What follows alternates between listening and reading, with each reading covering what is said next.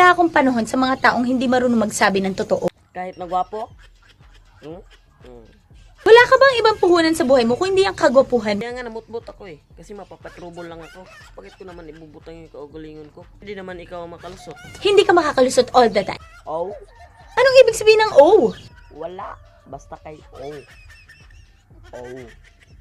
Alam mo kung sa ibang babae, umuubra yung charms and sparkle mo, sa akin, never. Oh? Tingnan mo. Nabutbuton ka na karon ha? Butbuton ka. I beg your pardon? Aminin mo na kasi na kapag nakita mo ako, untog-untog ng kasing-kasing ni mo diya, ako sa imong dool. Ay, kapag nakikita kita, gusto kong bumalik ng kumbento. Pero hindi mo ako na-recess. Kaya, sabi akong gapuha. Yung yabang mo, walang pondo. Pero ito, Ikaw kung makapagsalita ka, akala mo ikaw lang yung gwapo. Maganda rin naman ako. Kaya lang, yung kagandahan ko, hindi ko ginagamit to take advantage of people. Pero ikaw, gamit na gamit. anak ng iring.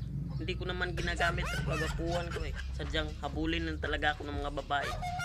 Kawawa yung mga walang purma sa buhay ba? Ako purma.